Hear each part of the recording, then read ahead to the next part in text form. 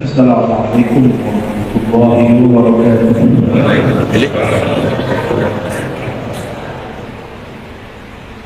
Alhamdulillah rabbil alamin. Nahmaduhu wa nasta'inuhu wa nastaghfiruh. Na'udzu billahi min shururi anfusina wa min sayyiati a'malina man yahdihillahu fala mudilla lahu wa man yudlilhu fala hadiya lahu. Amma ba'du. Kajian kita sesuai request, nggak tahu tiba-tiba bukan kajian tasawuf. Kalau mau nanti pakai kitab, lebih sekarang kita pengantar. Banyak orang yang mengatakan tasawuf, emang Nabi bertasawuf? Ditanya balik, emang Nabi berfikir? Emang Nabi berhadis? Emang Nabi baca Sahih Bukhari?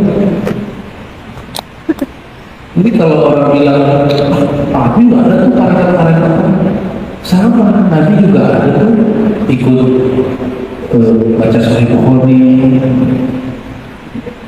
Ada nggak Nabi ikut kajian Sahih Bukhari? Belum lahir, ini berarti sukses dari YouTube-nya.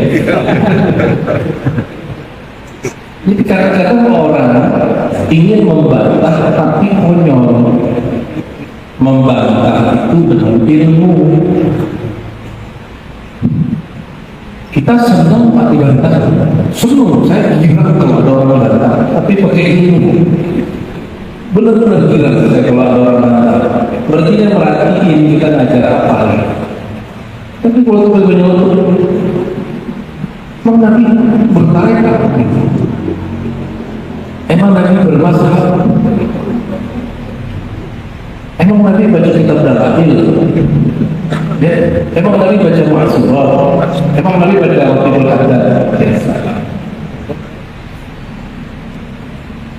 Pertanyaan-pertanyaan yang konyol ini muncul daripada kejahilan. Ada apa yang disebut dengan tarikh al-ilm, sejarah ilmu pengetahuan. Bahwa ilmu berkembang. Ilmu berkembang. Di zaman Nabi ada nggak ilmu mengenai ini hadis sahih? Sahihkan Albani, ada nggak? Ada nggak? Nggak ada. Berarti ilmu tentang hadis sahih, tidak sahih itu berasal dari siapa? Dari orang yang hidup setelah Rasulullah SAW. Bid'ah enggak? Kalau standar kita bid'ah itu sesuatu yang tidak ada di zaman Rasulullah SAW, maka ilmu hadis bid'ah. Jadi kalau kita ngomong disahihkan oleh siapa? Hah? Mau lihat siapa lagi? Albani udah. Itu nggak ada di zaman Rasul. Apalagi Nabi bertauhid uluhiyah, rububiyah, asma wa sifatnya. Ada nggak Nabi membagi di Quran? Membagi di Quran dari ayat pertama sampai ayat terakhir, at-tauhid salasah. Ada nggak tauhid 3, tauhid salasah, 3 tauhid, uluhiyah, rububiyah, asma wa sifat? Kan nggak ada. Atau sama, adakah di Quran tentang sifat 20? Misalnya ada kalimat sifat Allah isyri inna sifat Allah, ada. Semua itu ijtihad ulama. Ada nggak di Quran mengenai innal mazahib arba'ah, sesungguhnya mazhab itu 4? Sama-sama nggak ada. Sama-sama tidak ada. Maka juga tidak ada di Quran tarekat Naqsyabandi, tarekat Syazili, tidak ada semua. Salafi itu nggak di Quran. Cuma tabligh, NU. Nah, apalagi antum sebut sesuatu nggak ada di Quran, namanya nggak ada. Tapi kawan kita klaim tauhid uluhiyah ada di Quran kok. Apa dalilnya? Wa ilahukum ilahun wahid. Nah, itu ayat. Wa ilahukum, ilahmu, Tuhanmu satu. Allah kan gak ngomong wa ilahukum bitauhid uluhiyah. Ada nggak? Nggak ada. Itu kan pemahaman.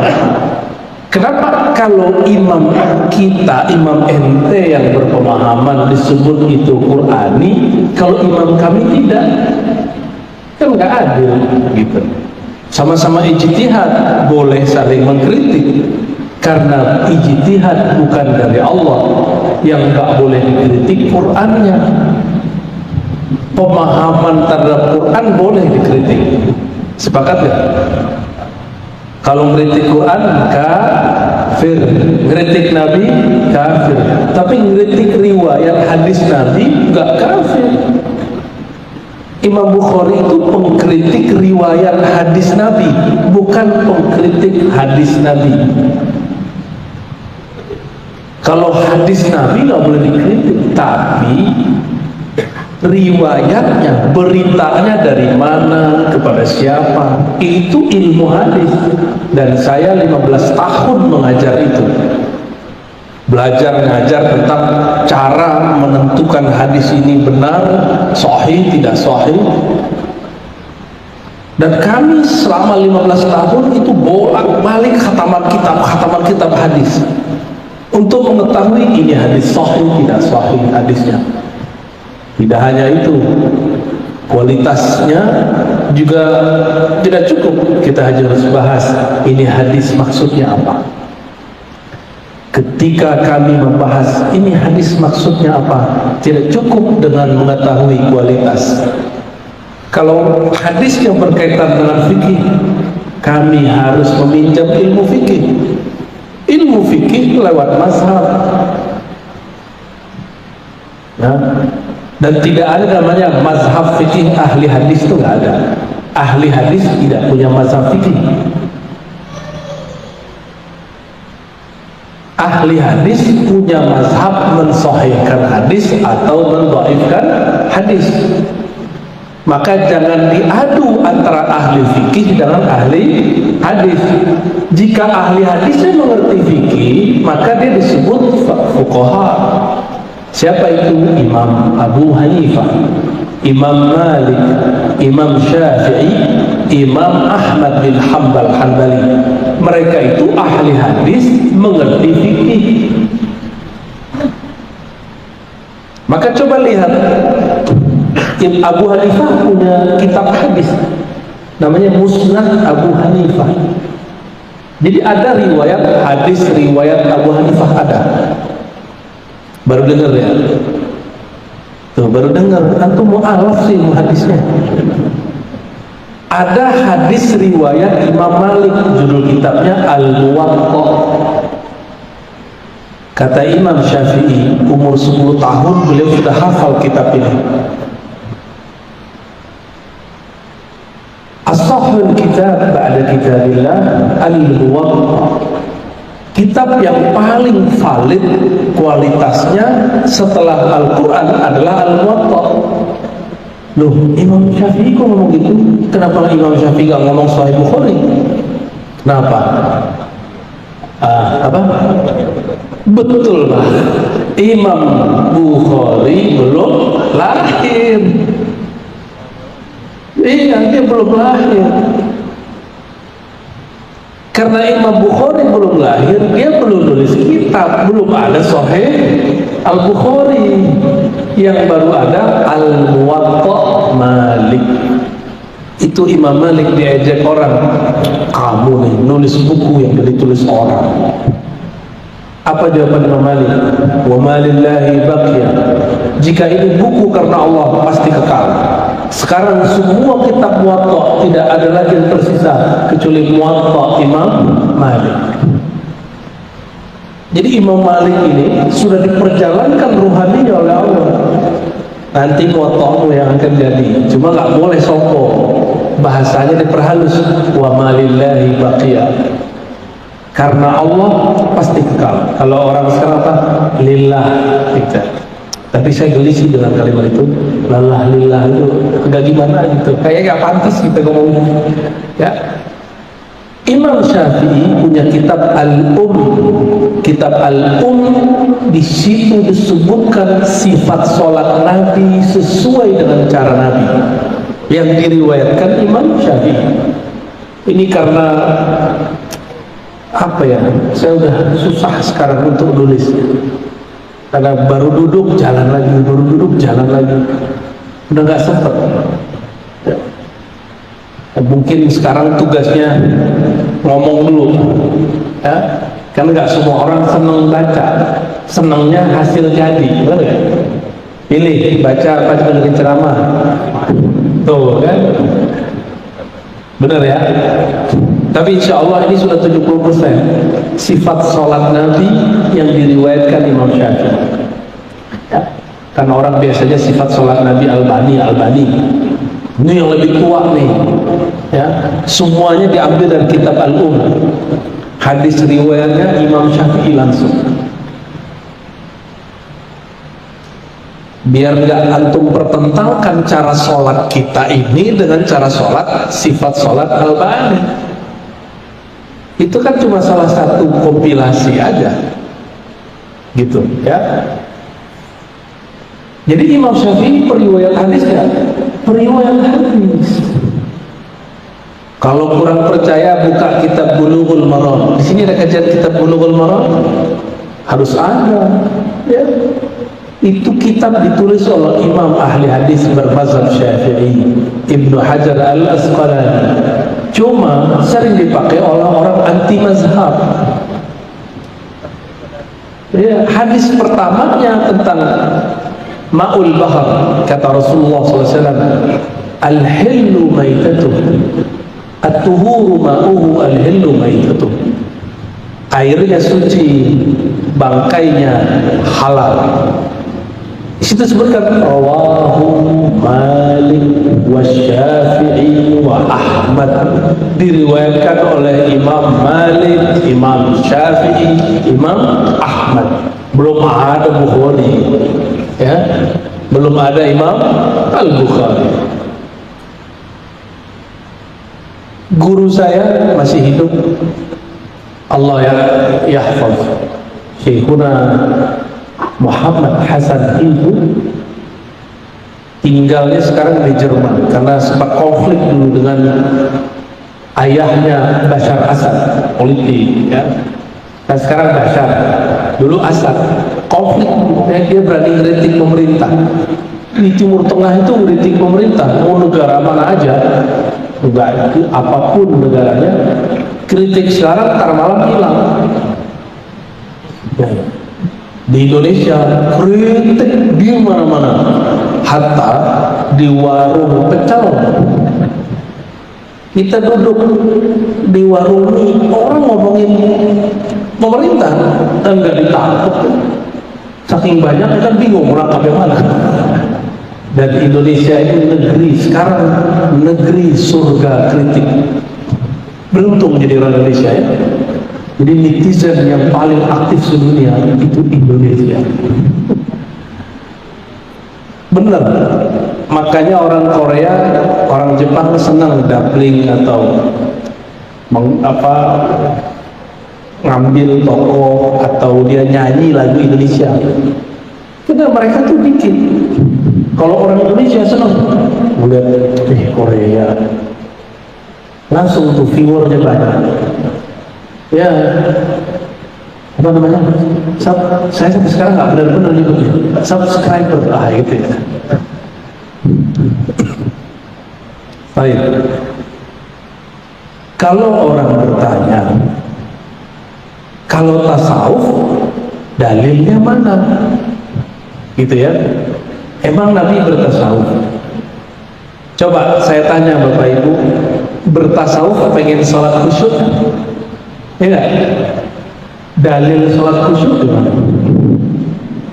Surat Al-Baqarah 45 46. Dan ada pernyataan di Quran di surat Al-Mu'minun, qad aflahal mu'minun alladzina hum fi salatihim khashi'un. Sungguh beruntung orang beriman. Siapakah mereka? Yang di dalam sholatnya mereka khusyuk. Inilah tasawuf. Antum kalau nggak belajar tasawuf, kusut sholatnya. Mau ustadz sekalipun nggak bertasawuf, kusut.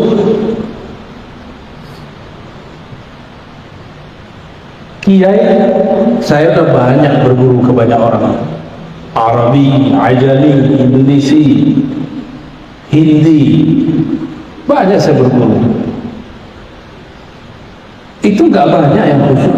Sholat matanya kemana-mana. Itu orang Arab kita. Allah Akbar. Bismillahirrahmanirrahim. Alhamdulillahirrahmanirrahim. Maliki yaumiddin. Ya Allah ya nasta'in. Matanya kemana-mana. Kalau nggak sibuk sama ini. Beda dengan Abu Bakar As-Siddiq radhiyallahu ta'ala anhu. Takbir, badannya bergetar.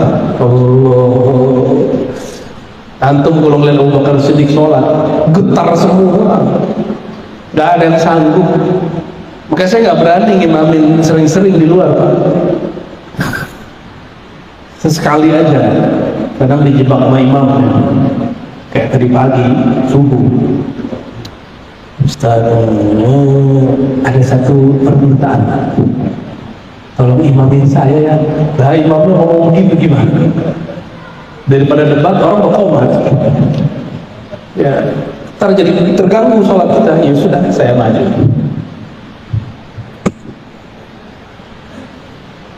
Saya punya guru namanya Syekh Qasim. Kakek guru ya. Guru saya punya guru namanya Syekh Qasim. Syekh Qasim ini pernah diminta ngimamin sholat Jumat. Dia orang kalau zikir lupa sama dunia, Pak. Kalau udah zikir, kalau kita kan zikir malah ingat dunia. Bener ya? Sama kita, Pak. Itu beliau Syekh Qasim, dia thariqahnya Naqsyabandiyah, orang alim, ngerti qiraat. Sholat karena khatib nggak ada, yang tugas nggak ada, beliau yang khatib, beliau jadi imam. Takbirlah, Allah, nggak ada akbar, hilang, Allah, hilang deh tangannya itu. Tapi masih hidup, kelihatannya mati suri. Kan orang bingung, nungguin, ada 10 menit nungguin, bubar aja tuh selanjutnya. Bubar selanjutnya, orang pada bingung, ini guru kenapa ini? Itu pernah kejadian. Maka besok ketika dia sadar, jadi dia kalau disebut nama Allah hilang pikirannya, dia sibuk asing. Ada orang begitu ya. Ketika esok hari, bahkan beliau nggak berani lagi kalau datang awal, kalau datang pasti nyari subuh. Itu sejarahnya kenapa guru-guru saya yang ahli-ahli zikir setiap kali Jumatan itu nggak mau di sini dulu, pasti di sudut sini. Kalau nggak di belakang gitu, nyamar jadi orang lain. Khawatir disuruh jadi imam. Ada orang begitu, Pak. Jadi kalau orang nanya mana dalil tasawuf, tasawuf itu salah satu benefitnya mendapatkan sholat khusyuk. Maka sholat khusyuk itu ada di surat Al-Baqarah ayat 45-46, ada di surat Al-Mu'minun surat 23 ayat 2. Allazina fi salatihim khashi'un. Tasawuf itu mengurangi orang dari senda gurau. Wallazina hum 'anil lagwi mu'ridun. Itu tasawuf semua. Ya.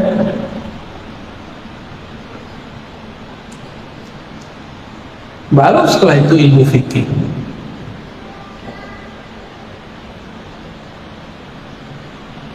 Jadi orang nanya lagi, ini kan pertanyaan-pertanyaan orang, mana dalilnya zikir Allah, Allah? Bapak apal kulhu nggak? Apal kulhu? Ayo dibaca dong. Bismillahirrahmanirrahim. Qul huwallahu ahad. Qul, katakan hai Muhammad, huwa, dialah Allah. Inilah dalil zikir huwa Allah, huwa Allah, huwa Allah. Kan perintah. Katakan hai Muhammad, huwa Allah. Oleh ahli tafsir, huwa itu ditafsir. Huwa itu bisa ditafsir satu jilid, Pak. Lafaz Allah, Masya Allah, semua nama ada di situ. Ada di alif, lam, ha. Alif itu dijelaskan rahasia alif. Gak ada toh yang sia-sia. Yang kalimat paling sempurna itu cuma lafaz Allah. Kalau roh ar-Rahman, coba bapak buang Rahman, rohnya dibuang. Ha mim nun. Apa artinya? Latif, lamnya buang. Tif, apalagi wadud, wawunya dibuang. Dud. Kan nggak seru, Pak, nggak jelas. Tapi kalau lafaz ini Allah, alif itu kesempurnaan nama, keesaan nama. Lam itu lam jalaliyah, keperkasaan, kemuliaan, kewibawaan nama. Lam kedua jamaliyah, keindahan nama. Kalau kita buang alifnya lillah, buang alifnya lahu, itu lam ada maknanya sendiri. Apa beda lillah dengan lahu? Ada. Kalau saya bilang ini milikku, lillah, ini milik Allah, itu ketegasan itu. Lahu itu kelembutan. Lamnya buang semua, sisa hu. Ternyata huwa, waw itu waw zaidah namanya, waw tambah, atau waw, ada juga menyebut waw wisol, waw ittisal, istilah ahli bahasa. Jadi asalnya itu hu. Dari mana dalilnya? Itu lahu ma fis samawati wal ardh. Lahu, hu, baginya. Maka hu itu nama Allah. Jadi jangan heran kalau Bapak ini buka YouTube ada orang zikir hu, itu bukan lagi ngusir jin, itu hu, bukan. Memang mereka sedang mengurai itu satu-satu. Bagi mereka satu kata, satu huruf di Quran berharga. Kalau bagi kita kan enggak. Ya, bagi mereka jangankan satu ayat, jangankan satu kata, itu kata dipretelin semuanya bermakna. Ini bagi ahli tasawuf. Maka orang tasawuf itu orang-orang yang rigid, dia detail membaca sesuatu. Kenapa? Karena sufi itu tenang. Orang kalau tenang, pembacaannya detail. Kalau kita kusuk-kusuk, kita gak bisa melihat secara rinci. Sufi itu mereka beramal dengan surat Ar-Ra'd ayat 28. Ala bidzikrillah tatma'innul qulub. Ketahuilah hanya dengan menyebut nama Allah qalbu jadi tenang. Karena mereka sudah tenang, membaca ayat itu lebih dalam daripada orang lain. Gitu. Maka qul huwallahu ahad, mereka menemukan dahsyat ini surat. Wajar. Ini disebut sepertiga Al-Quran. Wajar kalau ada sahabat hobi baca surat Al-Ikhlas, dia dicintai oleh Allah Subhanahu wa ta'ala. Ada orang yang sakti di TV ketemu saya, yang dia tak ngomong-ngomong, itu zikirnya pakai hu Allah, hu Allah, Allahu, hu Allah, Allah. Saya tanya, dapat dari mana Ki? Dari babe. Lah itu ngomong. Ternyata dia mengislamkan dukun-dukun, orang-orang sakti lewat cara itu. Baru kaget saya. Jadi dia ini gak semata-mata nyari fulus, tapi juga mengislamkan orang dengan cara itu. Jadi ada orang nantang, kalau kamu bisa mengalahkan saya masuk Islam. Dijabahin sama dia, karena dia pegang kul huwallah, cuma huwallah yang dia pegang. Selesai semua urusannya. Kita udah baca kulhu berkali-kali, ditiup-tiup nggak jadi-jadi, kesurupan nggak sembuh-sembuh, karena nggak tahu tekniknya, baru tahu membacanya. Benar? Mereka ini tahu tekniknya dan mereka nyamar jadi tentara, nyamar jadi polisi, nyamar jadi ustadz, nyamar jadi pemabuk, nyamar itu. Padahal nggak mabuk, yang diminum air aqua. Nyamar masuk kemana, nyamar aja. Semua kita kan nyamar. Ini kan lagi nyamar jadi orang soleh kan. Di rumah belum tentu begitu. Iya benar. Iya, kita ini sedang menyamar semua. Yang tahu hakikat kita Allah. Sufi itu dia merasa kolbunya diperhatikan Allah. Itu sebabnya dia nggak perlu dipuji orang, dia cukup merasa diperhatikan Allah. Itu sufi. Jadi sufi itu bukan orang gila, bukan. Ada orang gila di syuting, ini wali Sufi Ar-Razi, dikirim ke saya. Ya saya senyum aja. Orang jahil kok dilawannya. Gak usah dilawan orang jahil. Dia nggak dengerin kajian kita, coba dengerin potongan-potongan video atau dengerin ustadz dia. Itu walinya orang gila. Emang pernah saya bilang orang gila wali? Ternyata dia mengklaim ada seseorang yang menurut saya wali itu gila.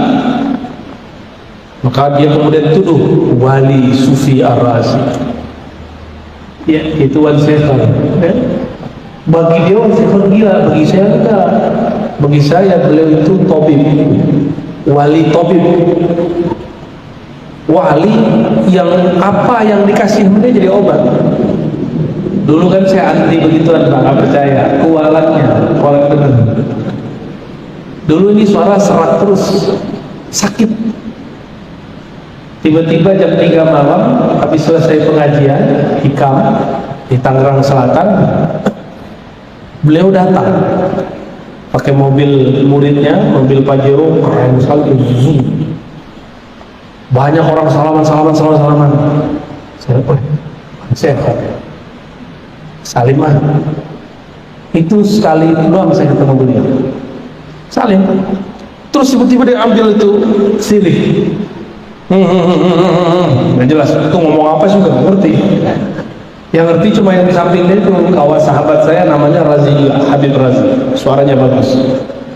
Sejak saat itu nggak pernah lagi diserap. Kalau serat hantam pakai sirih selesai. Ar-Razi yang kata orang sekolah sampai S3, yang ngasih obat seratnya orang yang ente sebut gila, yang gila ente apa dia? Hah? Jadi orang-orang ini ketipu oleh penampilan orang-orang tertentu. Jadi bagi dia kalau dia nyoret-nyoret itu gila. Gak begitu ya. Berarti yang nyoret-nyoret tembok gila semua dong. Baik. Jadi sufi itu apa? Tasawuf itu apa? Nah, kita harus punya perbandingan. Fikih, akidah, tasawuf, hadis, tafsir. Ilmu hadis ya. Ilmu hadis itu ilmu mengetahui sumber riwayat, kualitasnya, dan statusnya. Diterima atau tidak suatu riwayat. Jadi tujuan belajar ilmu hadis apa? Supaya mengetahui ini riwayat diterima atau tidak. Ilmu fikih, ilmu mengetahui cara, ilmu mengetahui kesahihan dan ketidaksahihan suatu amalan, sah atau batal. Ilmu akidah, ilmu mengetahui sifat Allah yang wajib, yang mustahil, yang jaiz. Lalu tasawuf apa? Ilmu tasawuf, ilmu juga ilmu sama kayak tadi, untuk mengenal Allah, mengenal cara beribadah kepada Allah, agar mengetahui ibadah diterima atau tidak. Kalau ilmu hadis saja bisa ada ilmu diterima atau tidak, kenapa ibadah ini bisa diterima atau tidak? Nggak bisa dipelajari? Bisa dipelajari. Sholat kita tadi nggak ada yang diterima, Pak. Serius? Nggak ada yang naik tadi. Percaya maksudnya? Nggak ada yang naik tadi. Semuanya kacau, pikirannya kemana-mana, termasuk saya. Biasanya sholat itu kita fokus semua. Ini kok sholat nggak fokus? Ini ada apa ini? Ada yang salah kali niat kita datang ke sini atau enggak? Saya nggak tahu. Sama nggak? Pikirannya banyak tadi. Mana pikir itu? Ya kan? Saya nggak tahu alam gaib, tapi itu yang datang ke dalam batin saya. Nggak ada yang terima. Makanya wajib, bukan sunnah, istighfar pada sholat. Secara fikih sunnah, tapi secara ilmu hakikat wajib. Itulah tasawuf. Sholat kita nggak pantas diterima. Ya nggak pantas. Sholat kayak gitu mau diterima.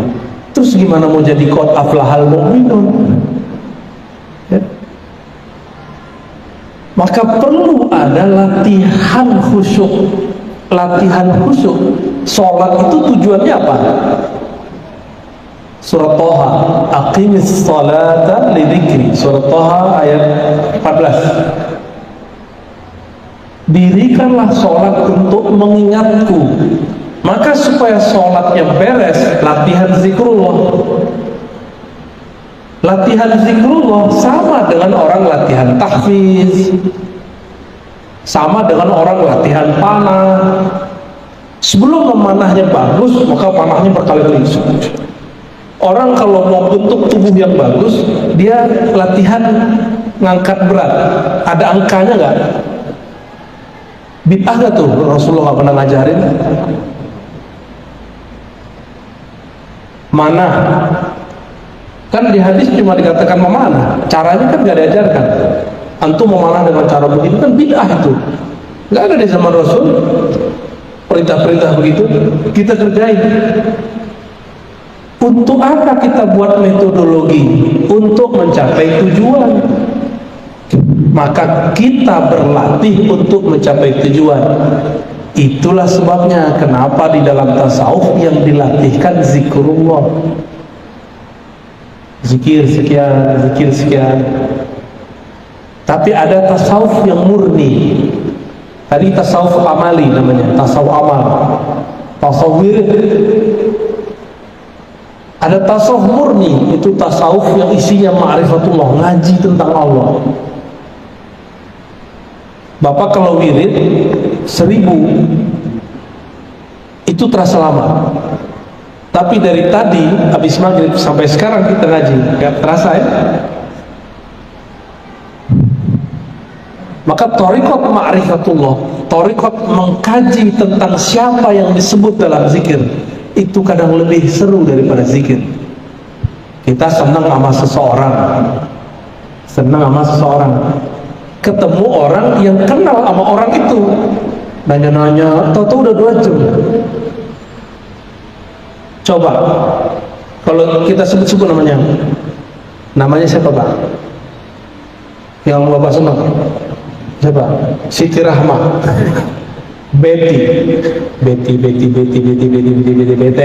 bete, Pak.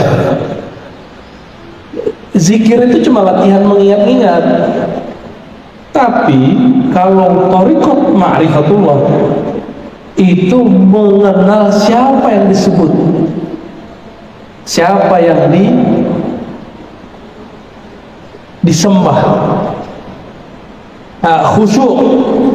Khusyuk itu akan muncul kalau kita kenal siapa yang kita sembah, bukan hanya sekedar banyak menyebut namanya.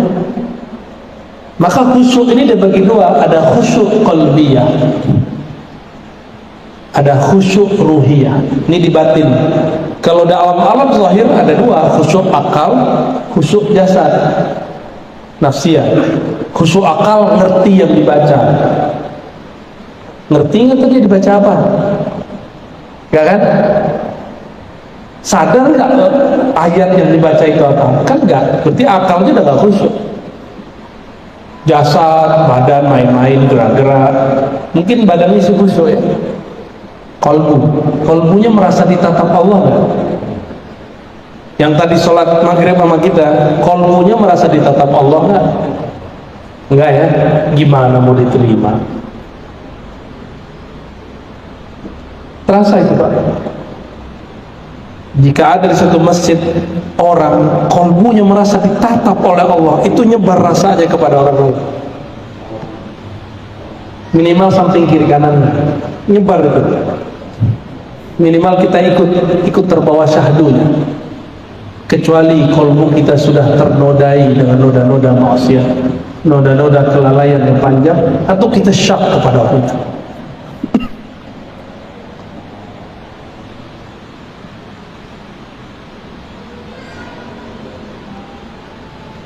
Berdasarkan ini semua, maka bertasawuf itu bukanlah aneh-aneh ya. Tasawuf itu bukan zikir nari-nari, itu seni orang zikir. Yang zikir bukan itu. Zikir itu ketika lisan berkesesuaian dengan kalbu menyebut nama Allah subhanahu ta'ala. Kita azan, benar, azan. Habis itu ada satu sunnah yang jarang diamalkan oleh umat hari ini. Sholat isya ditakhirkan berjamaah. Bapak silakan buka Sahih Bukhari, Sahih Muslim. Nabi itu selalu mentakhirkan sholat isya kecuali orang sudah ramai. Ini kan kita jarang ramai-ramai begini untuk ngaji. Jadi nanti azannya nggak usah panjang-panjang kan, habis itu langsung tanya jawab. Ya, 10 menit cukup. Bapak ada azan, kita langsung. Kita jangan komat karena ngikutin itu. Itu kan buatan kita, Pak. Dia yang ikut kita, ya. Jadi nanti kalau ada yang protes kasih tahu. Baik, fadhal.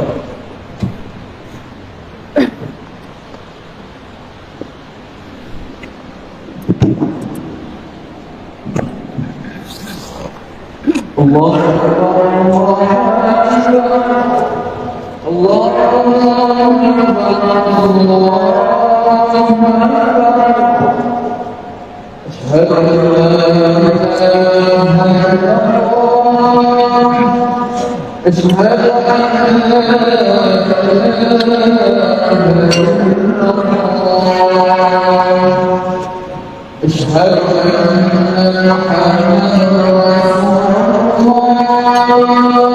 habis.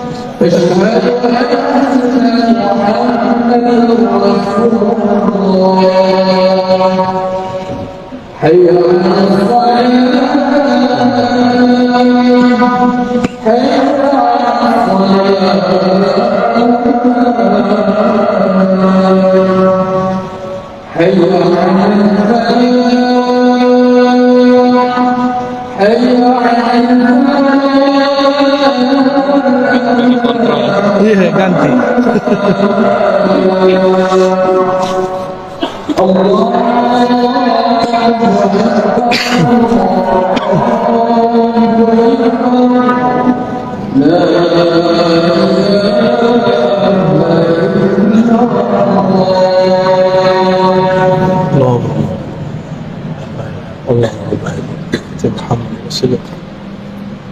subhanahu wa ta'ala.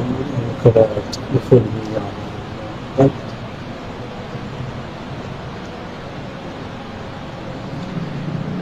baik. Tanya jawabnya langsung ke kertas. Hah? Next pakai kertas ya, biar efektif. Pada depan mungkin kami silakan mungkin kita batasi dulu untuk dari 3 pertanyaan kita aja. Ada yang bertanya dari para jemaah, silakan angkat tangan.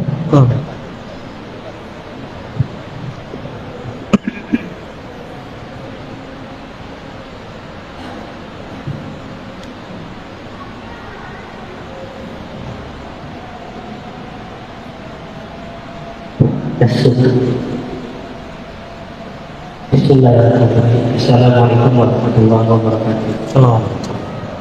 Mohon izin Buya mau menyampaikan pertanyaan dua hal. Pertama, saya Jelani dari Yatisabuna Bekasi. Alhamdulillah dengan ridha Allah, kawan-kawan dari Bekasi juga bisa hadir di tempat ini. Alhamdulillah. Ya, maaf. Pertanyaan pertama ini berkaitan dengan Allah, gitu ya. Saya 2 orang anak saya sudah meninggal sebelum balik. Pertanyaannya adalah apakah ruh seorang anak yang belum balik bisa terhadap orang tua? Baik. Kedua, ya, mungkin ini bukan pertanyaan tapi mohon ridho dari langsung Buya untuk mengijazahkan teknik zikir kolbu. Terserah saya salah satu pengikut Buya di YouTube. Torekot YouTube ya. Dan pada waktu itu ada acara Buya dengan Dasar di Haji Muhammad Yudan. Yang tidak salah, kemudian Buya mentampilkan dan teknik zikir kolbu, kemudian Al-Fakir menulis, kemudian mengikuti, namun belum berani untuk mengamalkan. Atau ikut nangis. Ada rasa yang beda, gitu ya, rasa bergetar, namun tapi belum berani untuk mengamalkan karena belum ada izin dari dunia. Jangankan antum, aneh dikirimin orang nangis lagi. Dikirimin orang foto video istighfar nangis lagi. Mungkin itu Ya. ya. Terima kasih. Assalamualaikum warahmatullahi wabarakatuh. Itu bukan saya itu, karena saya nggak begitu orangnya. Jadi ketika saya begitu, namanya isyarat. Jadi orang itu kalau belajar tasawuf ada 2 hal yang terjadi padanya. Pertama disebut makom, yang kedua disebut hal. Makom itu pencapaian rohani, hal itu rasa yang diberi. Itu saya lagi hal namanya. Ya. Ternyata hal itu bisa terekam dalam kekuatan kata-kata. Benar ya? Dalam kata-kata bisa terekam. Dan itu bukan saya, karena kalau saya nggak begitu. Nantilah kalau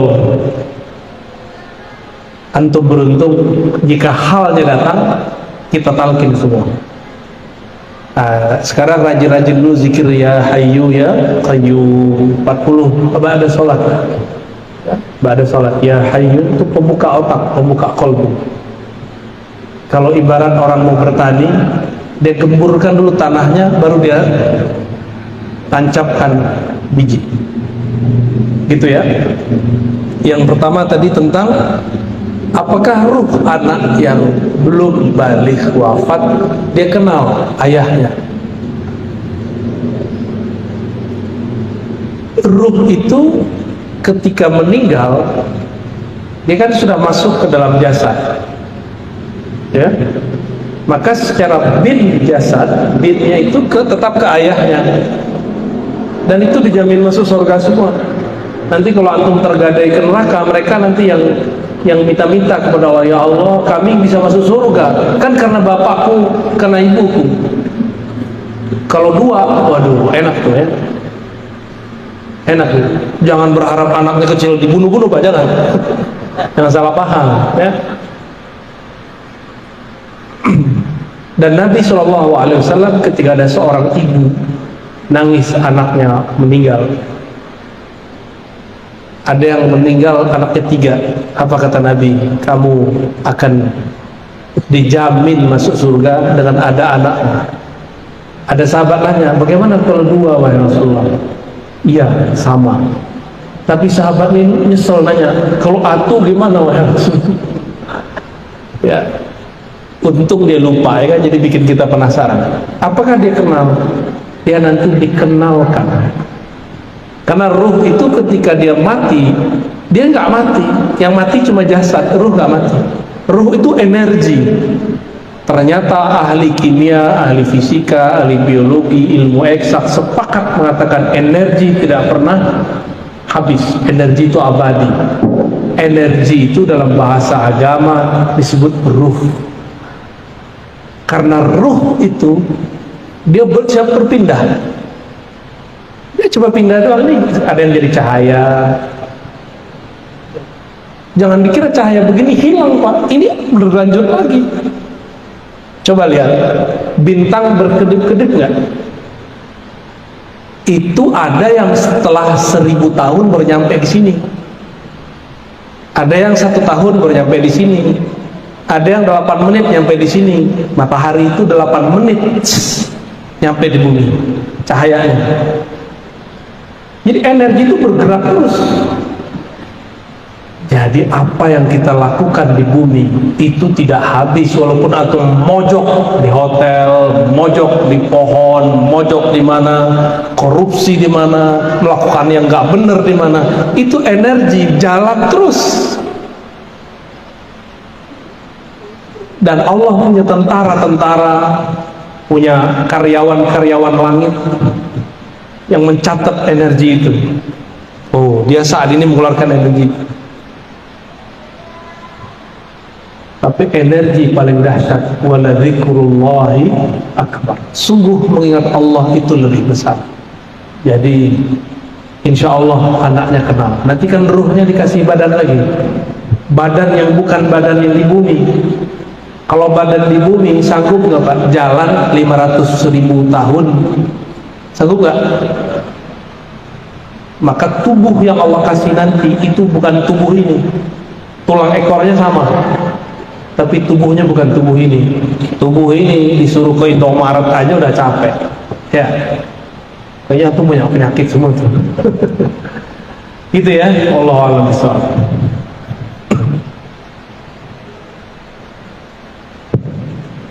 Bismillahirrahmanirrahim. Assalamualaikum warahmatullahi wabarakatuh. Assalamualaikum. Malam ini bersyukur kepada Allah kita dikasih kemudahan hadir di majelis ini.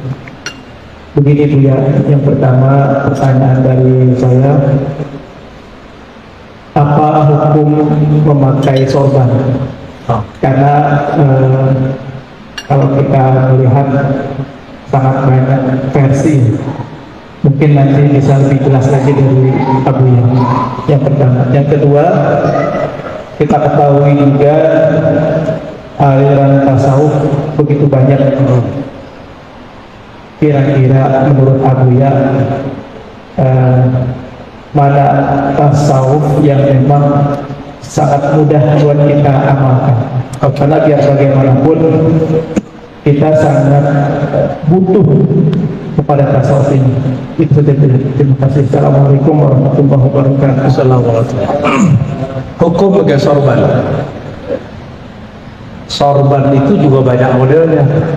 Dulu waktu Ibnu Abbas ketemu dengan seorang tabi'in, dia pakai sorban, bukan sorban Mekah. Saat di Mekah dimarahin beliau. Ilbas libas ahli Mekah, pakai pakaian orang Mekah. Ditegur oleh Ibnu Abbas karena berpakaian yang bukan pakaian yang majmuk, dianggap dengan libas syuhrah, pakaian syuhrah. Atau pakaian syuhrah, pengen nonjol, pengen beda. Coba aja Pak, orang nggak ada pakai sorban, Bapak pakai sorban sendiri, itu aneh loh rasanya. Walaupun Qurannya nggak benar disuruh jadi imam. Tapi boleh nggak ya? Boleh.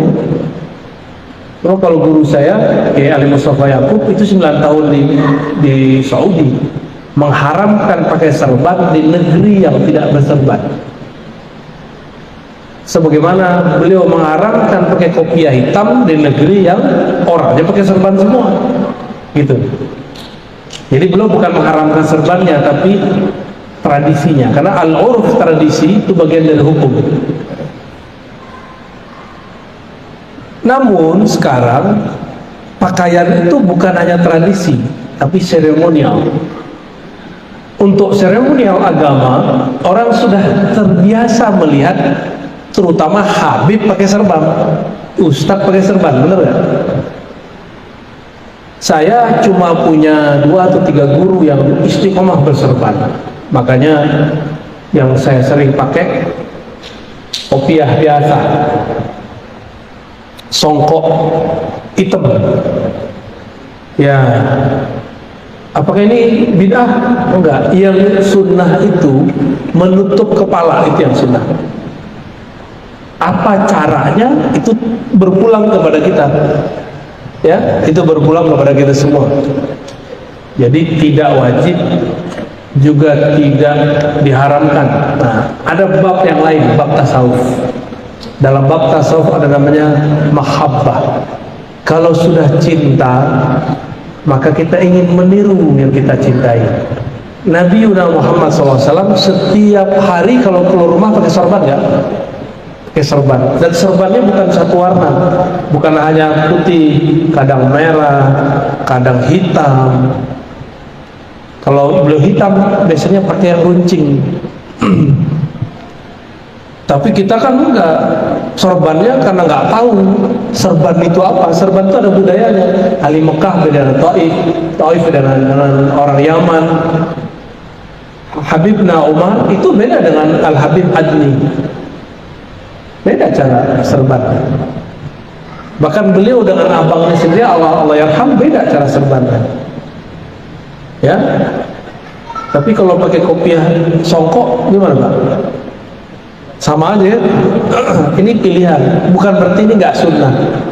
Biasa aja ya. Imam Izzuddin bin Abdus Salam satu-satunya imam di zamannya nggak mau pakai serban. Dia pakai kupluk aja. Orang serbannya di zaman itu tebal segede ban Vespa. Dia enggak, dia beda sendiri. Ya. Tapi semua ulama berserban, cium tangan dia. Ya, Imam Izzuddin bin Abdus Salam disebut Sultanul Ulama. Bahkan sultan cium tangan dia. Oke, jadi terserah itu mau pakai serban itu boleh. Misalnya seremonial maulid atau ada kedatangan zuriat Rasul, silakan. Bab cinta, jadi bab cinta ini bukan wilayah fikih, ini wilayah tasawuf. Kalau fikih yang tadi di depan saya bahas, uruf tradisi. Orang Arab mengatakan al-imamah tajul Arab, bukan hadis ya.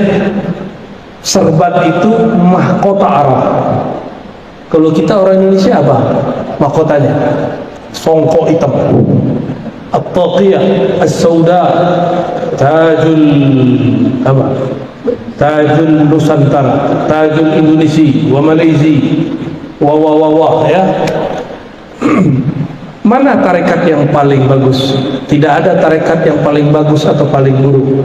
Tarekat itu metode, yang penting orang yang jalanin metode. Kurikulumnya sama, yang beda kepala sekolah dan gurunya.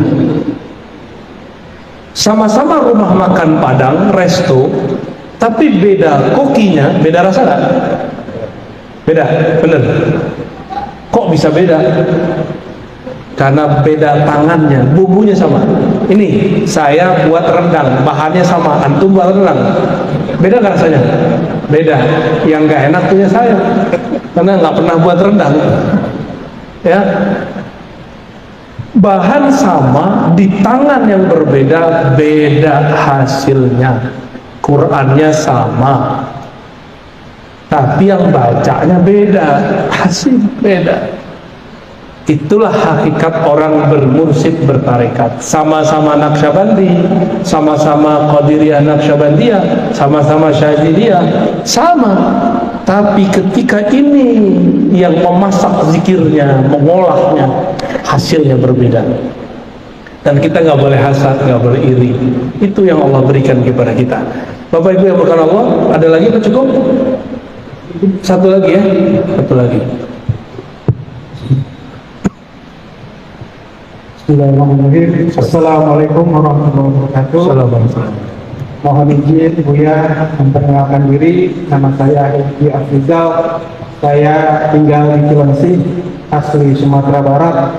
Kebetulan juga pernah bareng sama Abuya tahun 2004 di UIN. Abuya di Usuludin, saya di Syariah. Sama-sama di KMM, Komunitas Mahasiswa Minangkabau. Salam kenal kembali Buya. Iya. Jadi ada satu pertanyaan saya tentang tasawuf. Tasawuf identik dengan tarekat Thariqah. Ada organisasi di bawah Nahdlatul Ulama bernama Jatman, Jamiah Ahli Thariqah Al-Mutabarak An-Nadiyah. Nah, pertanyaan saya begini Bu ya, ada sekitar 43 Thariqah itu. Nah, ada seorang salih ikhwan, ketika ada baiat Thariqah A, dia ikut dengan mursyid A. Ada baiat Thariqah di sana, dia ikut juga. Ada baiat Thariqah ini, artinya banyak mursyid, banyak sanad. Itu bagaimana Bu ya untuk proses perjalanan suluk untuk mencapai agar kita bisa dalam istilah makrifat atau usul. Baik. Mungkin seperti itu Bu ya. Yang kedua, saya sering mengikuti kajian YouTube Abuya. Pernah saya melihat ada tentang kemursidan di salah satu tarekat di Jawa Barat. Waktu itu mursyidnya wafat. Nah, muncullah satu dinamika waktu itu. Ahlul Baitnya tidak mengakui satu kemursidan, dan kemursidan yang satunya, kemursidan itu mempunyai banyak jamaah. Nah, kadang dinamika ini membuat ikhwan-ikhwan yang di bawah ini dilema, apa yang harus dilakukan. Muncullah opsi bahwa mursyid itu harus yang hidup. Mursyid itu kalau yang mati nggak bisa.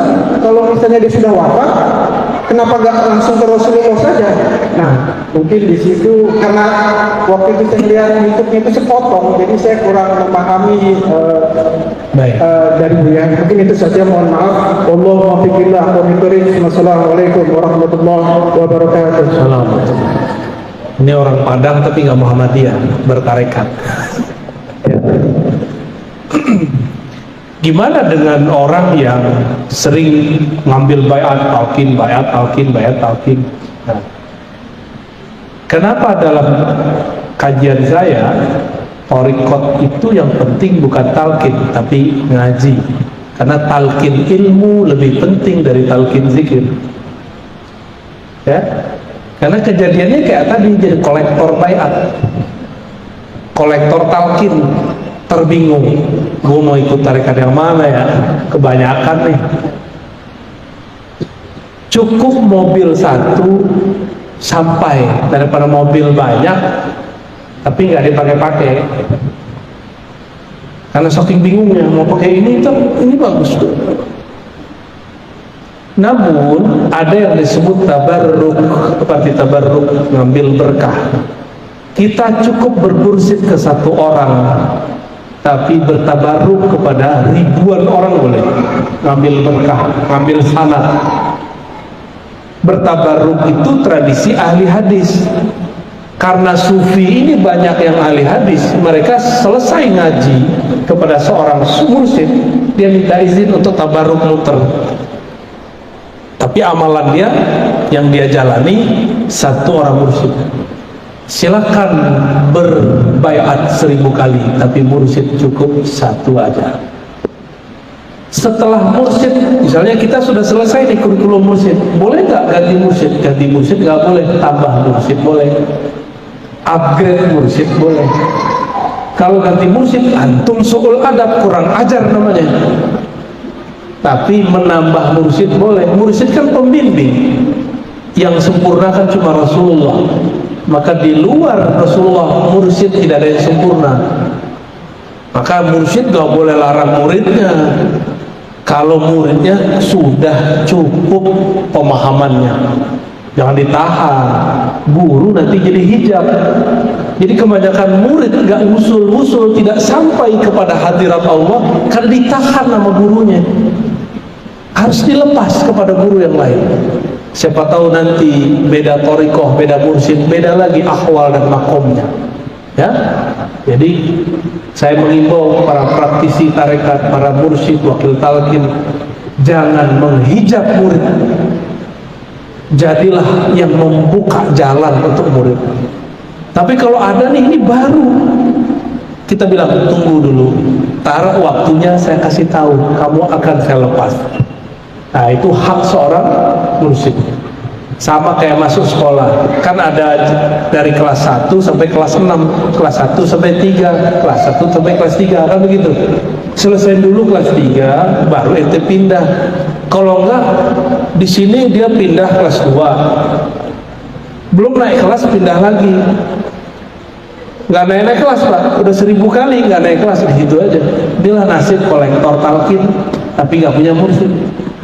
Ya, guru-guru itu pencemburu. Serius wallahi, guru-guru itu pencemburu. Apalagi kalau nafsiyahnya belum selesai, dibakar sedikit dia nanti serang mursyid yang lain. Seperti ustadz-ustadz menyerang ustadz-ustadz yang lain. Padahal sama-sama ahli sunnah, sama-sama berjuang, cuma karena beda politik serang-serang. Ya. Terus apa tadi yang terakhir?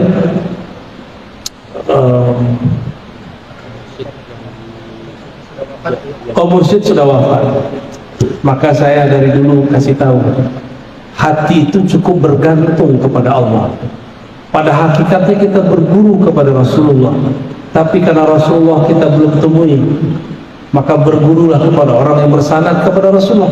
Tapi ingat, jangan kultuskan guru, jangan bergantung harapan banyak kepada guru. Karena guru itu milik Allah, ajalnya sudah ada. Kalau tiba-tiba sang guru dipanggil Allah, gampang kita. Maka di Quran disebutkan, bertawakkalu 'alal hayyil ladzi la yamut. Kalau engkau mau bertawakal, berserah nasibmu, jiwamu, berserahlah kepada yang maha hidup, tidak pernah mati. Guru mursyid mati, Imam Syafi'i aja mati, Bukhari aja mati, Syaikhul Qadir aja meninggal, Nabi Muhammad pun wafat. Yang tidak mati hanya Allah. Jadi berguru itu adalah adab kita mengambil ilmu kepada Allah. Kalau guru wafat, kita belum matang, carilah guru baru. Tapi kalau antum sudah istiqomah dengan amalan, sudah punya pola hidup disiplin, guru meninggal, nggak perlu cari mursyid lagi. Kecuali ketemu mursyid yang bermakrifat, makrifat yang melebihi zikir-zikir. Orang bermakrifat itu ibarat bulan purnama. Jika dia terbit, maka mursyid-mursyid yang lain akan hilang. Ya, jadi nggak boleh fanatis. Kalau orang fanatis, nanti Imam Mahdi keluar, ente nggak percaya. Jangan fanatis dengan siapapun, hatta mursyid yang sakti. Ya, nanti keluar Imam Mahdi, kita nggak percaya Imam Mahdinya mursyid dia. Nggak begitu, ya. Nggak ada mursyid mengajarkan begitu. Kira-kira itu sudah jam 8, semoga bermanfaat. Ya, alhamdulillah kita dapat 2 sunnah. Sunnah ta'lim, sunnah mengundur sedikit sholat isya berjamaah. Ini sunnah yang sudah jarang diamalkan orang di zaman ini. Semoga Allah meridhai kita yang hadir. Wassalamualaikum warahmatullahi wabarakatuh. Ya Karim, ya Azim, ya Allah yang maha mendengar seruan kami, sampaikanlah salam kami kepada baginda Nabi Muhammad sallallahu alaihi wasallam. Allahumma salli wa sallim wa barik ala sayyidina Muhammad. Allahumma ya Ghaffar ya Ghafur, ighfir lana dzunubana. Ya Allah yang maha pengampun, dosa kami banyak, dosa mata kami banyak, dosa telinga kami banyak, dosa lisan kami banyak, dosa tangan kaki kami, kemaluan kami, perut kami, lisan kami tidak terhitung ya Allah. Namun rahmat dan ampunanmu lebih luas ya Allah.